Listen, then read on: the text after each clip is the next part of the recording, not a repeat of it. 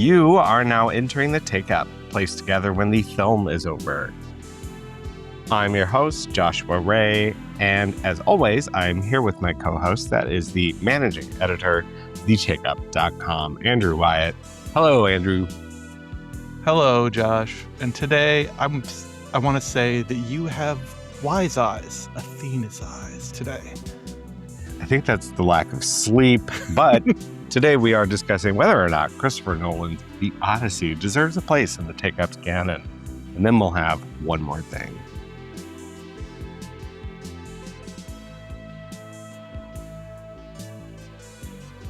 All right, let's get this talk out of the way, okay? Mm-hmm. How did you see Christopher Nolan's The Odyssey?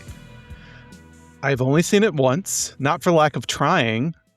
What do you mean? You're allowed to only see it once. It is impossible to see right now in St. Louis unless you want to sit in the front row. Oh, I'm not. Yeah. You know, I saw it once on 70 millimeter non-IMAX film. So same. Mm-hmm. I saw it once. I saw it during the day, and I guess it's kind of the same here in Paris. But there are there are 400 screens in Paris. Period. Can you believe that? I believe it. Yeah. I'm having a great time. Anyway, so there is an IMAX screen, not a 70 millimeter IMAX. Mm-hmm. So I don't know. I think it's a conversation that I think is worth having. I'm glad people are having conversations about intended aspect ratios as an aspect ratio truther, as my husband likes to call me. We're nerds about this stuff. So like seeing people on social media who don't normally engage with aspect ratio geekery go ham about it is kind of fun, actually. But it's also very annoying as someone who's like fires something up on streaming and I'm like, nope, that's the wrong aspect ratio. How can you tell? I just know. And then I'll look it up and I'll be like, yeah, I was right. It's too tight. Anyway, this feels to have that conversation. I like the kind of modular or choose your own adventure, like the way Christopher Nolan and some other filmmakers, the filmmakers who have all the power and the money, can be these days, how their films are getting released these days, and the kind of, a bingo card approach to seeing their films. Okay, here's what I would say about that. I think with particularly a filmmaker working on this level, with these kind of resources and this reputation for being rigorous, I don't think there's a bad way to see The Odyssey. Like, I haven't personally gone to a shoebox theater and watched it in an ordinary digital projection, but I can't believe that Christopher Nolan and Hoyt van Hoytema would just sort of slapdash a bad pan and scan version of the movie that they've labored on. So no, I mean, there's intention in what they're doing, right? Like I'm framing for both kinds of screens. You have to do that. Mm-hmm. That's something Stanley Kubrick did. He would frame for VHS with open matte. Yeah. That's something, one battle after another, the same. So yeah. I think it's really interesting, but I don't feel like we haven't seen The Odyssey because we've seen it in a 2:3:5 aspect ratio. I've fucking seen it. Although I am interested because I tend to like a really tall picture. Mm-hmm. If I can get really dirty for a second, my favorite aspect ratio is 1.66 to 1. Really? Yeah, that is between your TV and the Academy ratio. Interesting. Anyway, that's it. Is that on your profile, your dating profile? The favorite aspect ratio? What's great about that is there is a theater here in Paris that's doing Claude Chabrol retrospective. I have noticed because I've been seeing your new wave guys have been on your letterbox. Well, I had an Arrow box set that I was going through and watching, and these are like the OG ones. Those Arrow box sets are the 90 ones with Isabelle Huppert. But yes, tomorrow I'm going to go see 3, and that's my Monday activity. Although I do go back to work tomorrow. Oh, I forgot. We're recording a podcast. Hi, friend. Well, it's so good to be reunited after these 7 days, not 20 years. What do you think of this? You're just straight up laying it out. What'd you think of it? What'd you think of it? I am maybe a bit cooler on it than the sort of rapturous. Like, this is a very well-received film among both critics and audiences. Just look, Yeah. if you look at the scores online, everybody seems to love it, other than a small contingent of cranky critics and the usual culture war suspects. Everybody seems to like this film.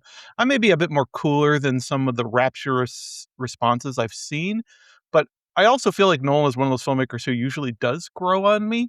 And if I see it again, if I see it in IMAX and I revisit it and I continue to think about it, I'm sure I'll come around to maybe regarding it higher.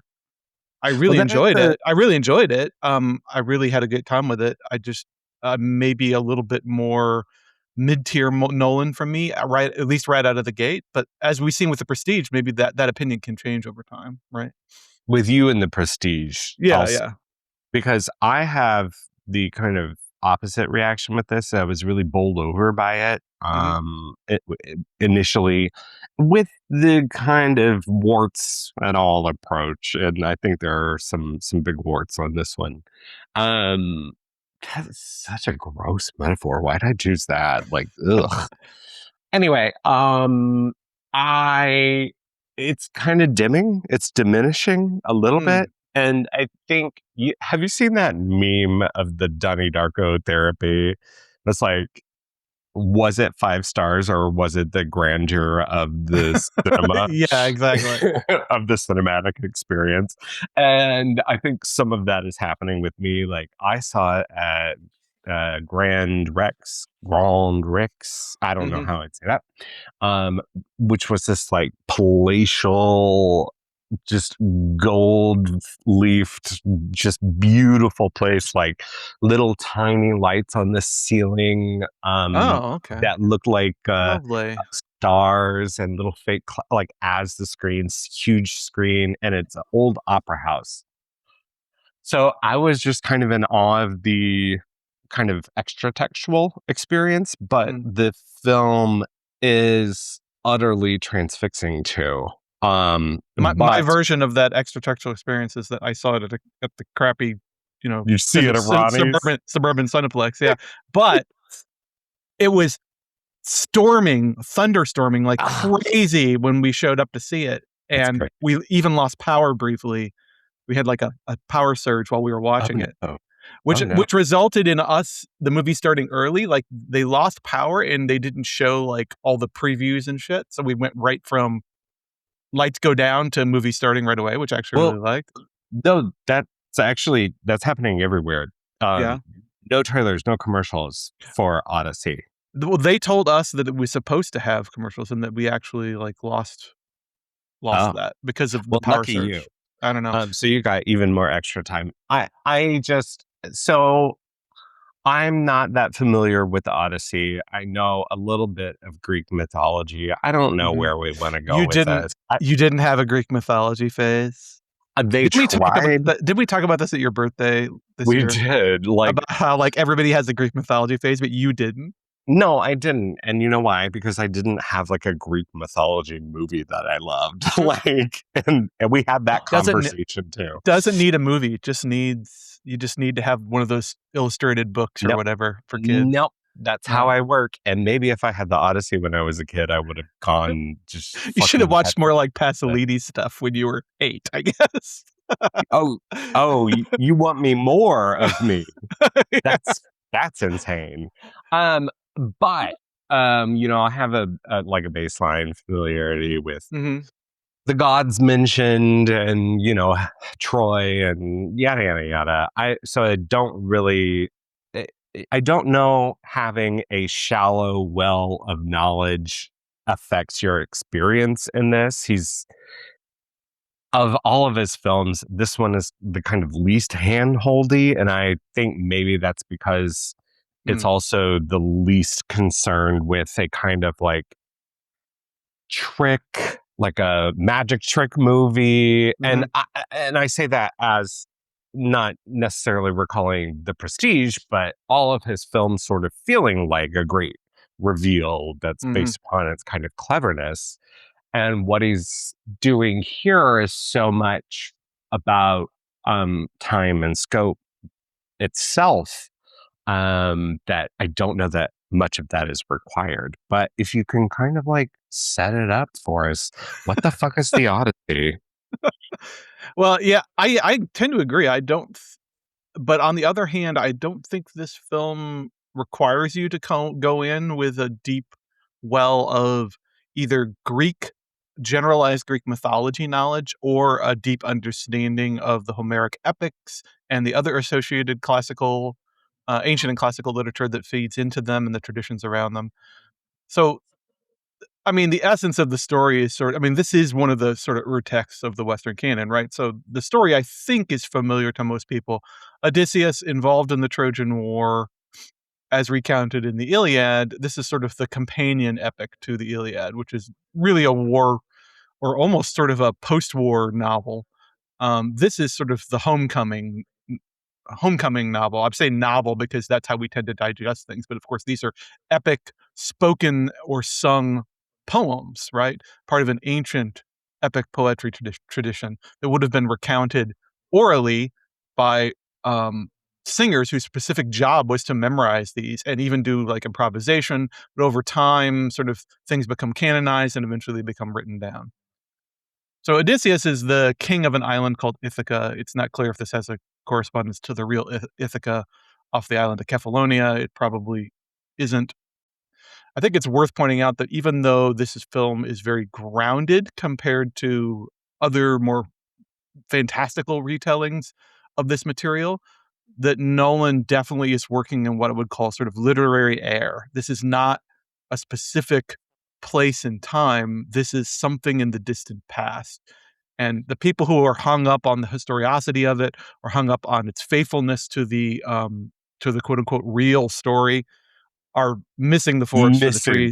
the This point this is something else. This isn't even the past.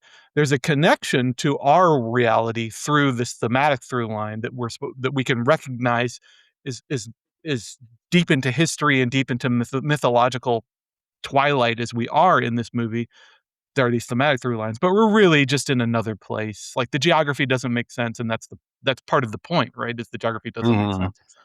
But Odysseus is trying to get back. It kind of like if a fable in the way that Lord of the Rings and Middle Earth is a fable. Like it's really tangible to us because it's rooted in parts of our reality, but we don't know the time, the place. It's something else, but it is our kind of existence. And by the end of the film, and I want to point out Ethan Tarantella, his piece, I thought was really well reasoned and well written, and that he really TheTakeUp.com that he really understood what Nolan was up to in this, which I think we can get into in in a little bit. But it is a political parable as he sees it. Is that a part of the Iliad or the Odyssey originally? Or is he sort of like massaging it to what do you mean? What do you mean by that? Because I do think this is a very modern adaptation for modern audiences, and the classicists have already sort of come out of the woodwork and critiqued that. As somebody who's not a classicist by profession or hobby, that doesn't bother me so much. But what do you mean when you say political? I'm talking about the very kind of specific, like, end times parable that it is. It's like we've come to the point where the law of Zeus is completely thrown out the window. There is no like courtesy among men. There is no kind of like time or place that should be before us. It seems very in the same way that One Battle After Another was about the now, but like kind of just swimming in it. It seems the same way to me. And I think it's interesting that the thing that came to my mind when I was sort of grappling with that placement of it as a kind of proto-apocalyptic story about a civilization in its waning days. The film that reminded me of is the original Mad Max. Yeah. No, I think this is an interesting hallmark because it's not quite post-apocalyptic. It's like nascent apocalypse. Yeah. Yeah. It's like it's happened. Like we're watching it, and let me answer your question. And rhythm to it too that feels that way. That when we were talking about the very kind of montagey filmmaking that he's leaned into late as of late, there's a kind of like power, this kind of rush to that. Well, some of that is Jennifer Lame's editing and that score. The score is just it's probably one of the most incredible parts. You know, if anything, I'm walking out of there I'm feeling from that. Vibrating in that, especially in that the climactic sequence. I think I would do the whole theater. I could feel vibrating. Yeah. But to answer your question, I mean, yes, this is putting a very modern. I'm not a scholar of antiquities or anything, but to me, this strikes me as a very modern interpretation, but not entirely outside. Like later historians and writer Herodotus would have sort of probably liked this version of it in the sense that he definitely had this idea that the history was divisible into different ages and that there were ages of fall and decline. And then he pinned the fall of Troy as a very important moment in the development of Mediterranean civilization and one that presaged a bad period that was going to come. Herodotus, I don't know that he would say that it was meditated by the gods or by man or whatever, but it's not, I guess it's not, it's a very modern perspective, but it's not completely outside a sort of ancient framework for how this time was viewed. And there's some historiosity. There's some historiosity of that. This film, the part that really made me kind of like the history geek in me stand up and do the Leo pointing meme was like when they started to talk about the Bronze Age. They didn't use it in these terms, but they talked about the late Bronze Age collapse and the marauding of the sea peoples, which is like every history geek in the audience was like, "Oh, I know what they're talking about." And that bringing that historical aspect into it, I think, is another way that it creates this thread that leads back to our present day. Because he's not just saying, "Well, the tone and mood is definitely proto-apocalyptic, ancient twilight of history." It also has that thread connecting it. They're saying things, the characters are saying things that are recognizable to modern historians. You know, these stories are evergreen. That's the thing. That's Shakespeare's stories are evergreen. They should be instructing us. However, that's the ultimate folly of man is that we don't pay the fuck attention to the stories we keep telling each other. No. I mean, my overall impression is that I don't mind the modern adaptational choices to it. There's a lot of people who are nitpicking it to death already, just a couple weeks in, what he left out and didn't leave, how he changed the characterization of Odysseus and blah, blah, blah. None of that really bothers me. Does the film work on its own terms or not? Yeah. Whether it's horny enough? Kind of. Oh, does that one get you? What? Okay. He tried to get horny in Oppenheimer and fell flat on his face. I don't want sex from my Christopher Nolan movies. Like, I don't think that man understands. Well, clearly he does. He has children. I liked the bits. It is not a particularly horny film. I do like the bit. I think Damon and Hathaway have some really good chemistry, particularly in those flashback scenes. There's a lot of sexiness carried from the actors, I think. There's something earthy and believable about seeing Odysseus and Penelope in that bed before he leaves for the war, sort of tangled up in the sheets. I was just thinking, like, wait, did they just do it, or are they about to do it? I'm not sure. I'm not sure. Right? It's a don't look mad question, right? He doesn't know. He's like, I don't know, like roll around, I guess. But I like that it goes up to that point because, and part of what you're talking about in bringing it to this kind of human level, and thinking about the representation of all of the more fantastical elements here. They're so much more grounded than they could have been or have been in I don't know, like skeletons like Jason and the Argonauts or something like that. There was a 1997 television miniseries with Armand Assante where they actually, it was one of those terrible Hallmark Channel miniseries from the 90s. No, I where they remember actually do this. literalize all the fantastical elements and make it very Clash of the Titans. Yeah. And I mean, to kind of, in case you haven't seen it and you're listening to this podcast, the few people who listen who haven't seen it, like, I'm just going to listen to them talk about it, whatever.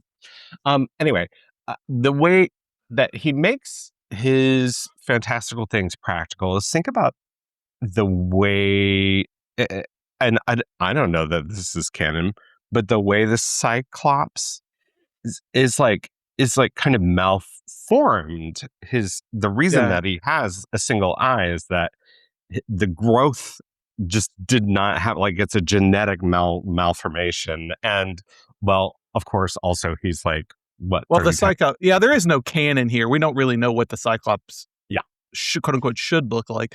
I like that interpretation. It is worth pointing out, though, that Cyclopses are, there's at least two different races of Cyclopses in Greek mythology. The one that Polyphemus represents, but is an actual race, but they tend to be, as they're portrayed here and in the original poem, they tend to be shepherds, right? Yeah. But we only see the one. So in the original poem, Polyphemus actually goes and, like, tattles on Odysseus and his men to the other Cyclopses, and we don't get that. Here he's presented as more of a unique creature, but I like the presentation. It's very chthonic in the mythological sense of, and that's it's like a Goya paint. That whole sequence looks like a fucking Goya painting when they're in the cave with that firelight. It's beautiful. Doug Jones, right? No, it's Bill Irwin, the great clown. Bill Irwin. Theatrical. I mean, he's a multi-talented dude, but I know him as a clown. Yeah. Yeah. Oh, Bill Irwin's so great. Yeah. Oh my God.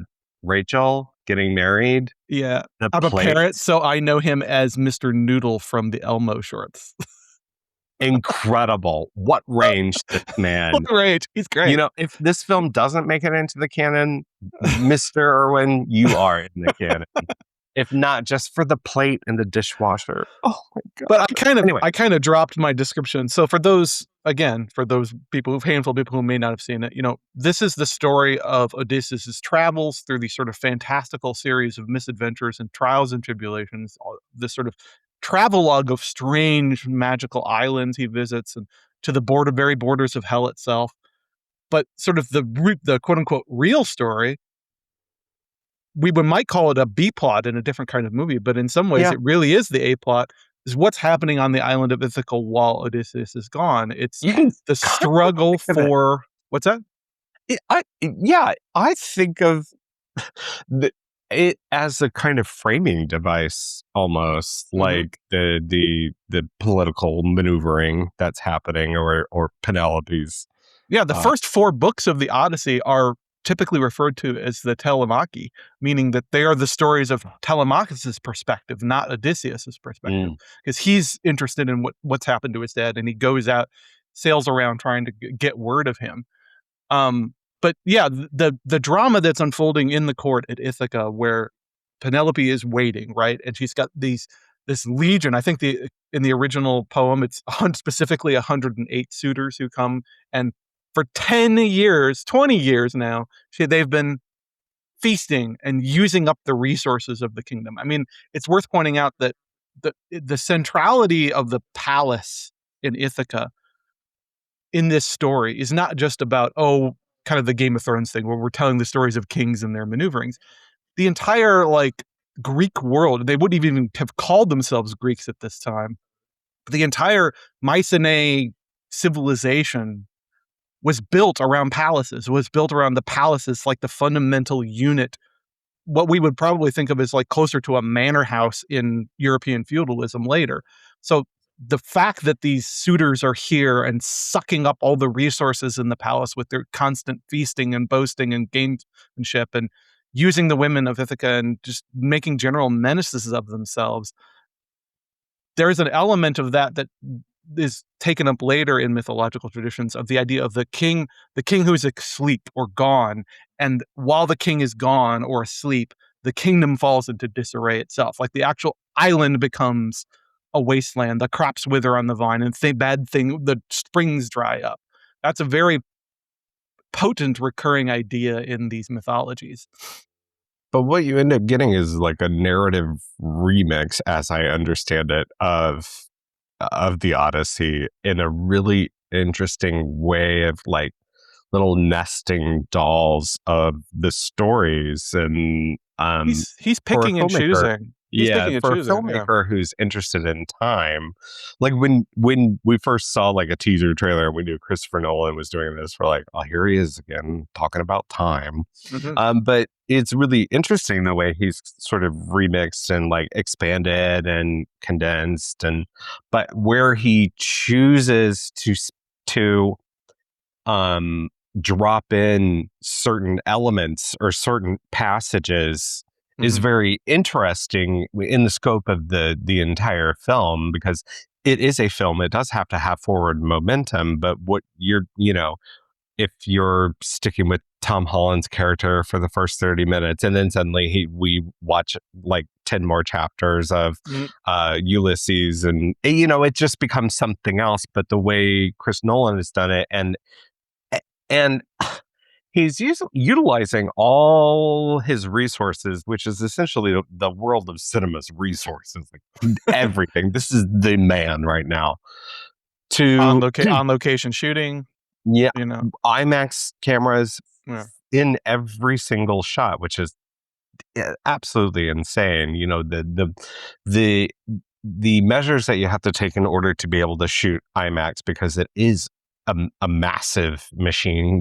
He's making concessions. There's kinds of shots that he simply can't do right now, at least with current technology. Because he committed to these cameras, the film, like as much as we view him as a filmmaker who just sort of operates without constraints, the whole film is constrained by that specific decision to use IMAX cameras.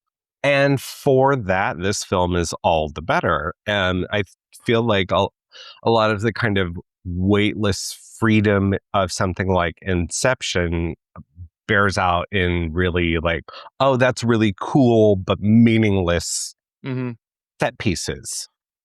Instead, in this, the constraints bring it so like literally weighted, literally grounded, that the Hades sequence, for instance, the absolute zenith of creativity within limitations. Shot in Iceland, I believe. Once you know that, you can't unsee it. And who's the kind of king figure that we're following? Agamemnon. Oh, Agamemnon, played by Benny Safdie. Okay, choices. Yeah. It's the hair, because he doesn't have to show his face. He has those beautiful Greek curls. I mean, essentially, you really only get the back of his head. Okay, let me say something about that. Because when I first saw that first poster, and at the time we didn't even know what we were looking at, we just saw this sort of stereotypical Greek helmet with the plume, and then the golden spinal vertebrae coming down the back. I was like, what the fuck is that? That doesn't look like anything historical. That's stupid. I don't like my inner history geek was just like, that's dumb looking. And like, why is Odysseus wearing that? Okay, first of all, we find out that's really Agamemnon in his fucking Darth Vader ass getup that he's wearing. But the imagery of that becomes so important. Like, one of these things I should just learn to trust Christopher Nolan at some point. First, I thought, we get the contextless meme photo and we laugh at it and snicker at it, but then in the context of the film, that's what Odysseus sees. He doesn't see his king's eyes. He's a follower. He's a lieutenant who is following death. He's following fucking death. And the memento mori of that, the golden spinal column right in front of his eye line as he's following this king into ruin. Great shit. I love it. It's really good, and it means a lot once you get to that Hades sequence, and Agamemnon is on roller skates or something.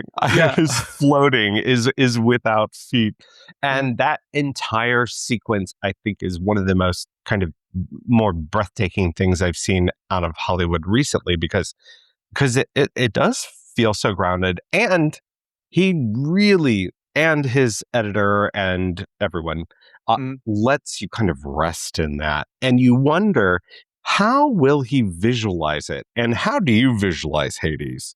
Fire, right? Technically, it's not Hades, it's Erebus. Oh my God, Andrew. Sorry to be mythological, actually. Well, it's important to the details.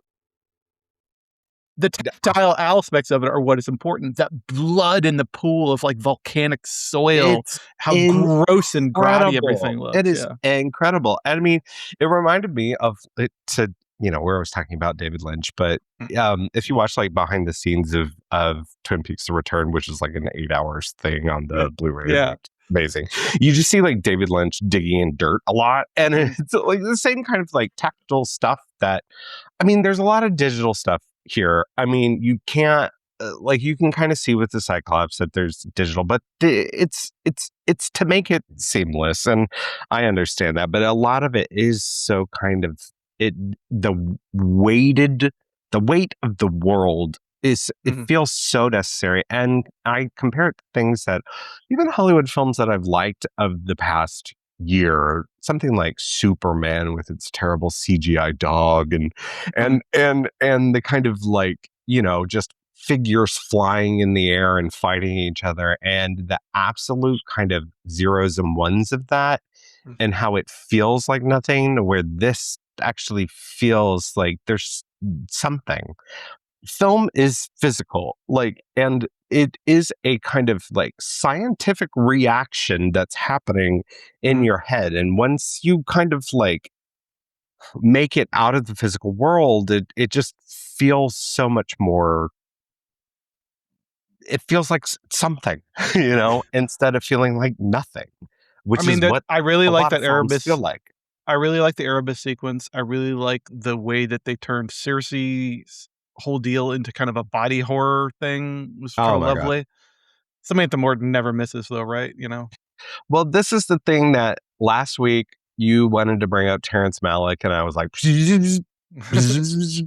because a lot of this, it does feel Malickian in that it is interested in the kind of grains of wheat, as I'll call it, like the natural world.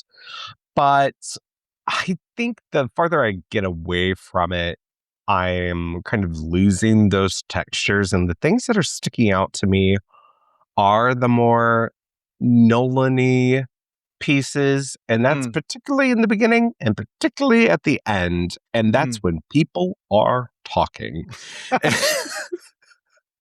And with the same thing with Malick is like, when people are talking, sometimes things, and they have the opposite languages. Malick's being poetic, and interestingly enough for this, Nolan's being the farthest away from poetry. I don't know if it would be better suited to actors who can handle it. I think there are some in here who fare better, particularly Robert Pattinson, who does this like conniving, sniveling. Oh, do you know what I read just today? That Pattinson studied the performance he studied for Antonius was James Woods in Casino. I knew you would love that. Oh my God, I do love that so much. Oh my God. Just an eminently hateable, like, he's like, I gotta make this guy as hateable as possible. The nastiest man. Which isn't not every version of that character has been like that in interpretations, but Pattinson really leaned into, okay, I'm gonna make him really like just cowardly and awful and obnoxious at every time he has the opportunity to open his mouth and redeem himself, he fucking doesn't. So and I think Anne Hathaway, she's great in this. I think she's just kind of incredible.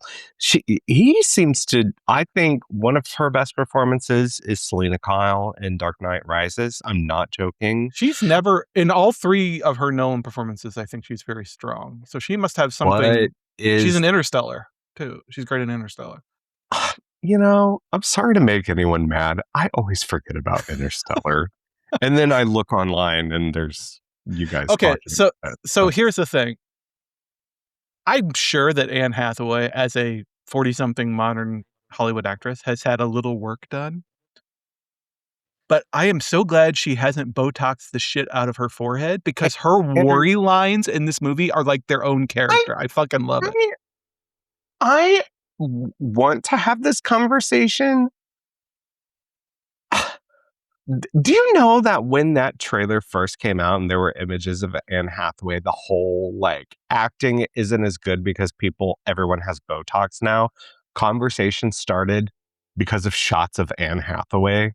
That's crazy to me because the thing I loved about her is how the things her face is doing in this movie are great. Like everyone in this feels so unvarnished. Mhm. Charlize Theron, Mhm. Samantha Morton. I'm bringing up all the women, but Matt Damon too. And Matt Damon's like the structure of his face. He's always going to look like a little boy, but his skin like is aging. I Mhm. don't know, but also like Matt Damon, like fuck, Popeyes had his spinach. I really liked him. Damn. I thought he was very strong in this in a way I wasn't necessarily expecting. So who do you feel like are the weak Tom Holland. wings? Tom Weak links? Holland has a kind of like naivete or innocence to him, but it doesn't kind of turn at any point. And I just don't think, I was thinking about this. It might be, why does he need to have an American accent? There's I a guess just choice made there. Yeah, everybody just makes the consistency. It's not the accent work. I don't think he's as strong. I think his one scene that I really enjoyed is actually like a reaction scene where he's listening to the King of Sparta, Menelaus, played by John Bernthal, tell the Mm-hmm. story to tell Sure. at least version one of the Trojan horse story, and watching Holland's reaction to it, I think is really he's playing it very well and not as like movie acting movie listening. He's playing it as somebody who genuinely is hanging on this guy's words because the guy has possible word about his dad that might give some hint or thread about what Odysseus's fate has been. Well, and I'm glad that you brought that. And I want to get to more performances because this movie's so stacked. And there's Mm. one performance I really want to talk about, and you Mhm. know who it is. We've already talked about her. And but when you get to version 2 of it, and the film sort of reveals ultimately what it's been about and Mhm. why Zendaya's Athena Mhm. is the way she is, which I did not know. I don't know if that Technically, that's the third glimpse we get, the final climactic reveals. If you of count, depends on uh, whether you count the opening sequences where we see the horse and we see the Trojans and Sinan's death, and we see the Trojans riding up to sure. get it. I'm talking about the last piece where it's Yeah. revealed that the kind of ultimate like anti-war Mhm. sentiment or kind of anti-godlessness that it ends up in. I thought in a typical like spectacle, Mhm. that's not a scene that you get. Is Mm. the whole point is that you would see some grand kind of battle. But this Mhm. is, what you're seeing is an actual like general who's totally like in a kind of fugue state as he accomplishes his Mhm. goal and like And it's has 10 years of pent-up hunger and coldness and rage and loneliness and homesickness and and it's frustration from being on that beach, from being outside the walls, just comes pouring out in that sort of orgy of sacking and looting and rape and violence and and revenge. and ultimately I wish they it's had almost kind gone a of little his reactions for harder in that what. direction. Yeah, I mean, I get that. I think there's a lot of concessions made, and I thought about the American accent thing too, Mhm, and in particular, Nolan's kind of dual edge of wanting to be a populist, but also having particular hangups. mhm, And that is in sound. So in trying to be understood, like an American English accent is better understood overall across the globe than like mhm. a British accent is. in English. Mm-hmm. Does that make sense? And so, like, he makes a lot. So it's almost a marketing concession. Well, I wouldn't even call it marketing. It's like Christopher Nolan is making films for the globe, and his kind of like common language, he's wanting it to translate to the maximum amount of people in I think, I want to share my message. I want to tell my story in a kind of Odyssean way, right? Mm-hmm. So I think there's something interesting there that's happening in the kind of accent work and the language and the kind of concessions that he's making in choices of representation of violence. Yeah, he's absolutely making this palatable, again, through adaptational choices, making this palatable to a widest audience as possible, while also trying to like thread the needle of, can we present these somewhat tricky themes to that same sort of mass market audience? I mean, it's worth pointing out that the poem itself is not typically understood to be in vernacular. It's meant to be a literary poem in some respects. So it is not the language that the Greeks of the 12th century or the 8th century or even the 4th century BCE would have been speaking. They would have recognized it, according to my understanding, as a literary style.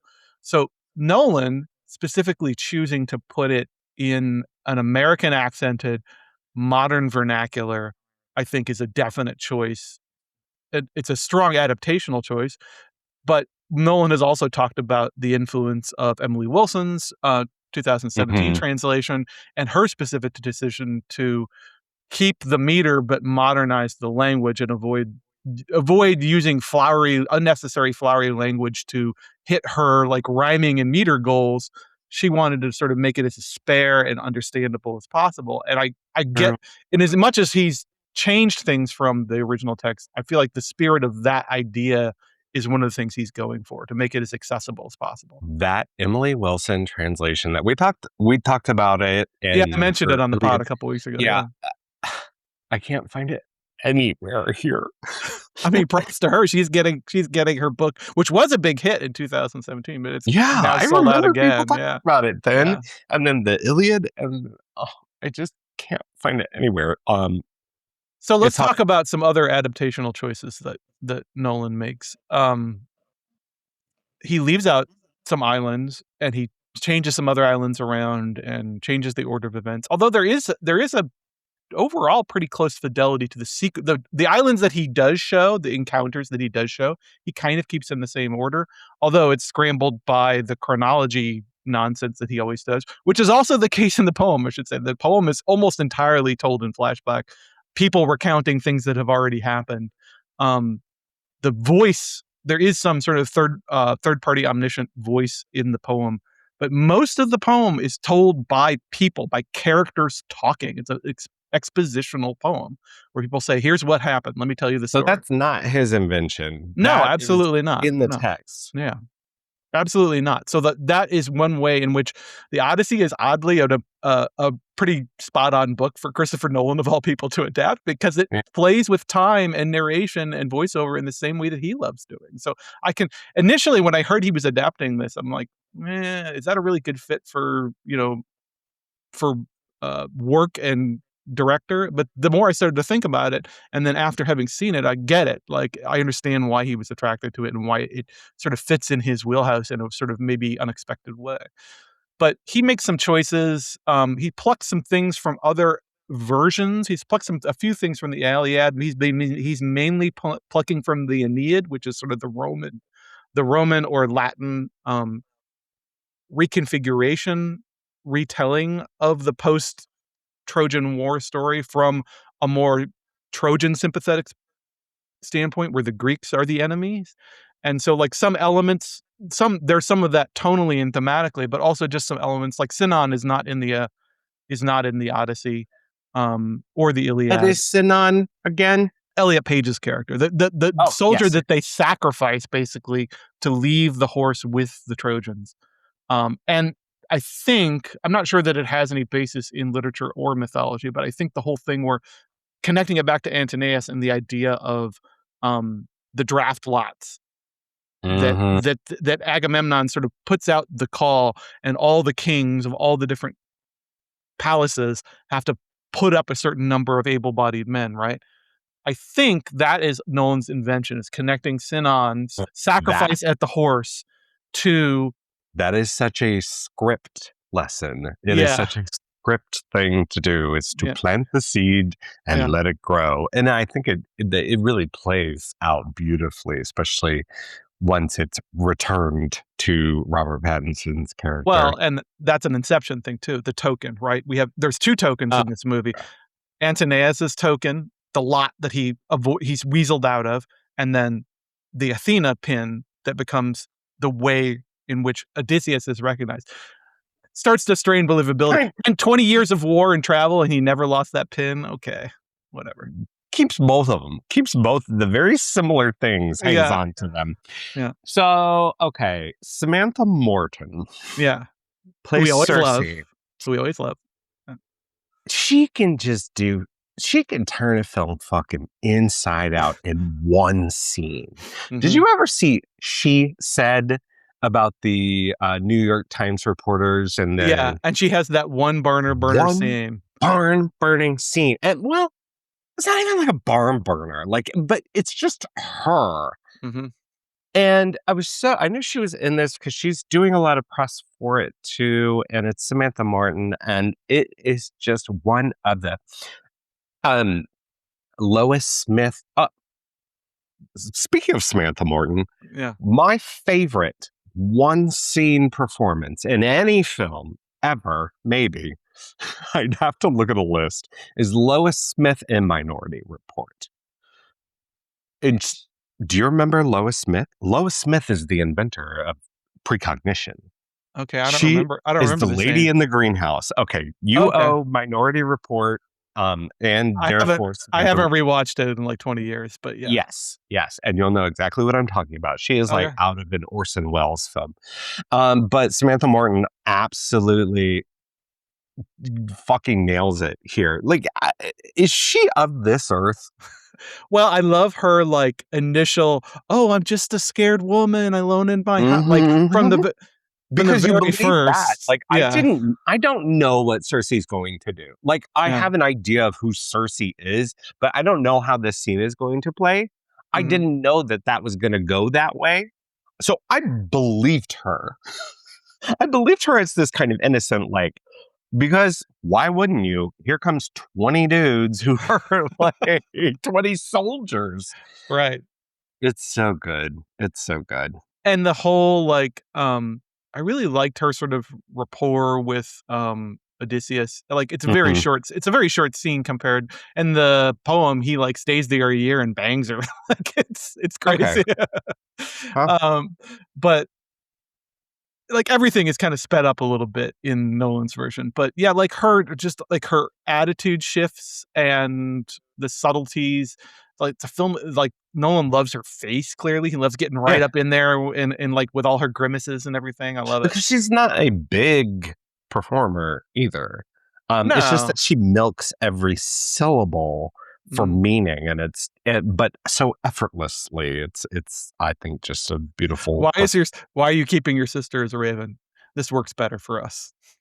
It's so good. It's Okay, sibling drama between the margins there.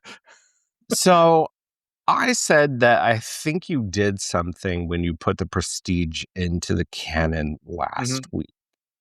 But I have kind of turned around on that. I Hmm. thought that of the two of us, one of us might vote it in. And I thought that you blocked it from getting in because I would not vote to have two Christopher Nolan films in. However, I don't think this is the other thing about doing new films. And Yeah, it's hard. it's hard to kind of immediately say, I don't know that it's hard for me to immediately say that on first watch, this is probably my favorite Christopher Nolan film. Mm, okay. I'm not generally a fan. I think this is kind of a pure film in a way his other films are not. Mhm. Um, I shouldn't say a pure film. I should say that it has a kind of purity to it. that I find Going I'm more back to compelled to. going back to the source code in the Western canon, as it were. Maybe that kind Yes, of yeah. Yeah, maybe that is it. Maybe that is it. purifies up all the clutter in his interests, you know? I think we both have 7. I'm looking ahead to what will come the rest of the year, and I will not vote for Chris Nolan's The Odyssey to go in the canon. It was a possibility, Mm-hmm. but if we had recorded last week, I probably would have put it in. I I definitely probably need to would. I definitely need to revisit it in an IMAX. I'd wanna, because now that I know what it's up to, I feel like I can pay closer attention to some of Mm, the not be so, uh, remove some of the immediacy of it, the immersiveness of it, and just sort of focus more on what it's doing and why, I think. But yes. I came away very impressed, but it is still right now for me more mid-tier Nolan. Um just because, and this doesn't have anything to do with the usual gripes I think that people have about the usual suspects have had about this. It has nothing to do with its quote unquote accuracy, or is its characterization of Odysseus doesn't match the source material. Whatever. I don't care about that. I care about, does the film work on its own terms? And I think it does, but maybe not my favorite execution of this yet. But again, give it 10 years, maybe I'll come around. Right now, if I had to put a gun to my head, I'd say that my faves are Prestige, Dunkirk, probably Oppenheimer. Yeah. I Yeah. know that's kind of recency bias, but I really like No, Oppenheimer. I, I hear you. I No hear you. Batman films feels wrong, but yeah. Okay, so we're gonna, for the time being, stick with The Prestige being the Yes. only Chris Nolan And I'm film happy with that. So, in our canon. That's yeah. All right. Well, so I'm gonna tease again mhm, that maybe it'll have the opportunity if in the future we do this again. mhm, We will be doing an episode soon in which we will add some of our older episode films, some of mhm, the films we covered on Retake, because we are going to be doing a bonus upcoming episode where we are going to look at the films we covered before the canon and add some more in there. And we might get some input from our old co-hosts too. I like that. But until then, we're gonna have to have one more thing.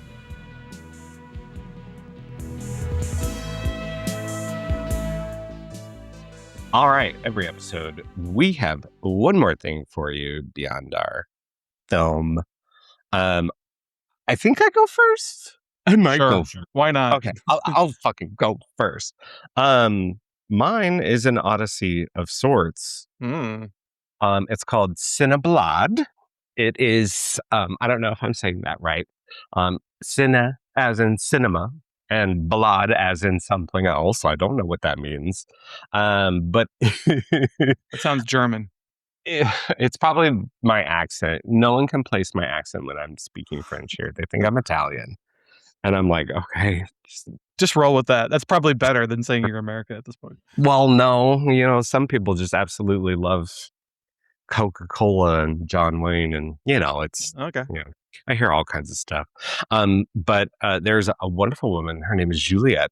She does cinema-based tours in Paris. Oh. And I had the great fortune of going to her Agnes Varda tour. Ooh, fun. So we were around the 14th arrondissement in Montparnasse, Mm, and we went to not only a few locations, films like Cleo from 5 to 7, mhm. a slightly pregnant man where Oh, wait. Did you see what? her beautiful house that she had with Well, Jacques Demy? I mean, if you'd let me just finish, I was Okay, gonna okay. Sorry, say sorry, sorry. yes. Okay, we went to the pink house. Okay, so I'm going to post all the pictures I took on the internet, but that's your reaction is so cute because that's exactly we were like, wait, oh my god, we're gonna see the pink house.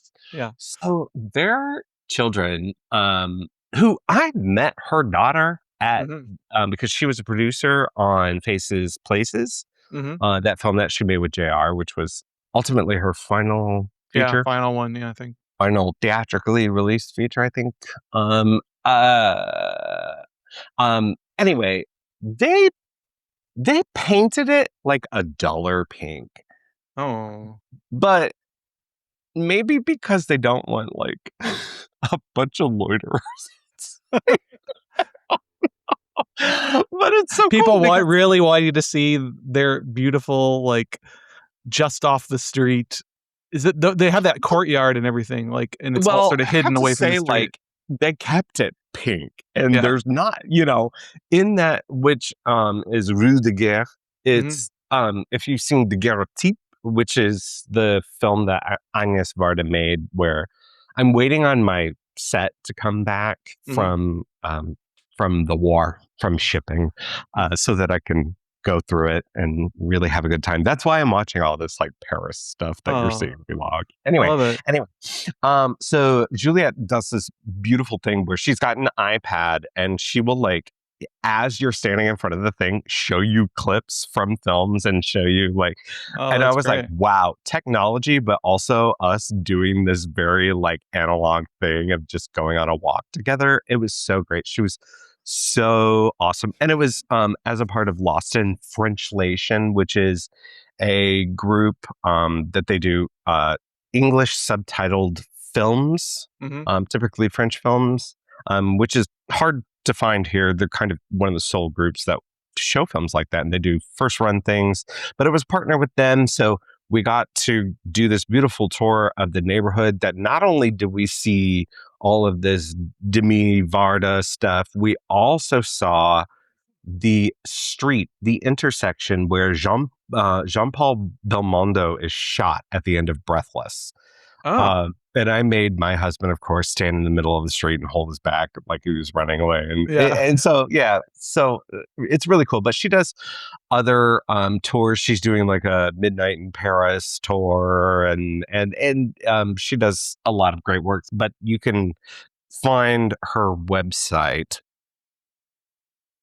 is CINE-BLADE.com, and you can see her schedule there. But I will post my pictures there. That's amazing. On our Instagram, and it was a lot of fun. So if you're in Paris or you're traveling to Paris, do that. But then also, I don't know, watch Agnes Varda. It's never a bad idea to pick a Varda out of a hat and just watch it. Yeah. No. But then you can find us at thetake-up.com, and we've got quite a few new reviews up there, including Ethan's Odyssey.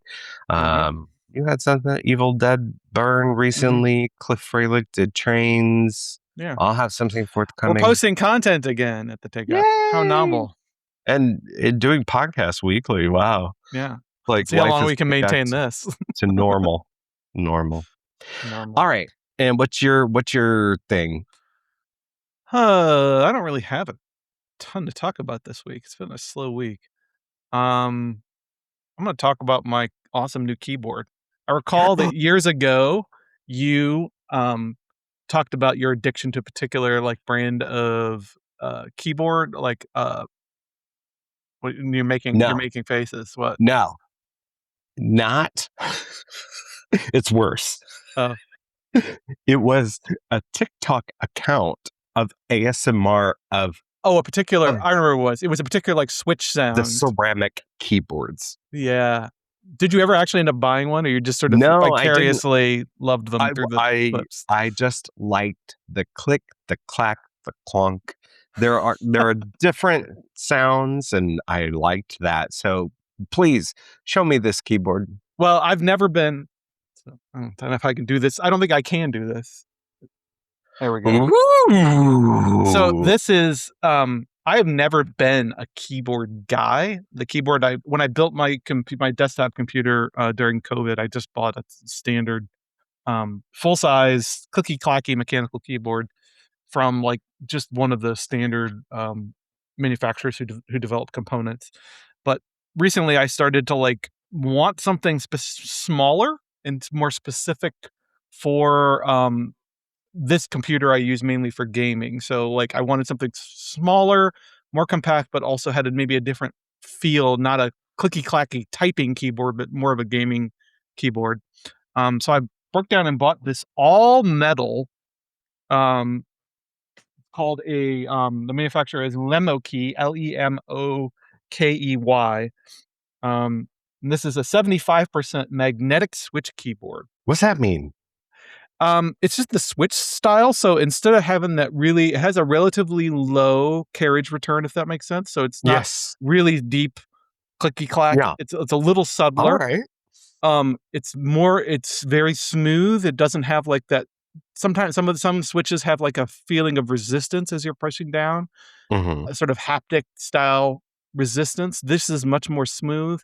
It's kind of designed for gaming, but I just really like the look and feel of it. And now that I've used it a little bit for typing and writing too, I actually kind of prefer it to the deeper, clickier keyboards. It's not like a laptop keyboard. It's not that subtle. It has a full set of keycaps and everything, which of course you can change out with if you want to try something different, and you have full control over the lighting on it, key by key, which I really like. It's got a little built-in volume knob, which I love, and it weighs about 10 fucking pounds because it's solid. And what was the brand again? What was it? It's called Lemokey, Lemokey. Anyway, I guess I'm a keyboard guy now because I've fallen in love with this and I love it. It doesn't have. If you're like an Excel person, you can't use one of these keyboards because it doesn't have like the right-hand number pad at all. It just chops that shit straight off.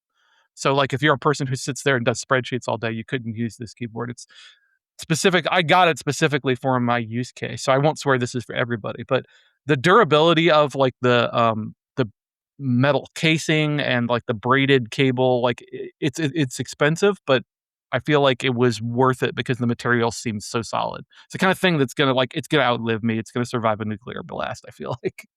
I went mobile. I went laptop when I knew I was moving. Makes sense. But I appreciate the size of a desktop, and so I would love a custom keyboard, especially one with a creamy clicky clack with 75 magnetic something. Anyway, I guess I'm that guy now. I didn't think of, even as recently as 6 months ago, I didn't think of myself as that guy who was into keyboards, but now I like it. But I'm also like, this is one. I need one. I don't understand these people who own like 12 different keyboards. Well, that becomes a special interest. That's a different story. People who collect fountain pens and things. Like leave my husband out of this. I'm not knocking any hobby. I'm just saying, like, there are collecting hobbies that I don't quite understand. But that's just me. That's a me problem. Well, that's your keyboard. Where can people find you? You can find me at Letterboxd AY at 76 and at thetakeup.com. I almost feel like we could have spent another hour blabbering about Odyssey. Well, you have a wealth of information about Odyssey that I do not. But we barely touched a lot. It's a big fucking movie. Yeah.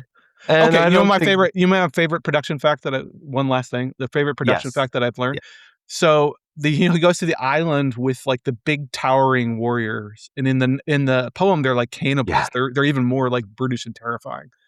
But that's all done in camera with a 5-foot woman as the body double for Matt Damon and like a 7'2" dude as the lead general. That's old school. I mean, that's Lord of the Rings shit right there. Yes, that is Elijah Wood in the fore and Ian McClellan in the back. Yeah, I love it. I love it. All right. Well, hit us up with some Odyssey takes at Take Up STL all over social media. And next episode, we are going to cover something completely different. That is the highest, some kind of metric, critically acclaimed film of the year. That is Sophie Ramvari's film Blue Heron. Have you seen it yet? I've not seen it yet. I'm saving it for this week. It's on Criterion right now. Just premiered on the Criterion channel. All I know about it is that people have been raving it to the rafters. So I am going to give you a trigger warning right now. Okay, fair. Upsetting stuff. Upsetting family things. Can you be more specific without spoiling? No, I cannot. Okay. I'm not generally a person who has to know going into something traumatic happens. Like I'm okay with rolling with it. So there are very similar things happening here as to the film After Sun. Okay. Ouch. All right. Ouchie, hurty. Preparing myself emotionally for that now. Yeah, okay. But I won't say anything else about that. If you're in the States, you can watch it on Criterion Channel. You can probably rent it too. Mm-hmm. It's still playing in theaters here, so I guess a medium-sized hit. But until then, thank you to Ethan Tarantella for editing the show, Kayla McCullough for help with social media, got theme music by AMP, and until next time, some things last a long time.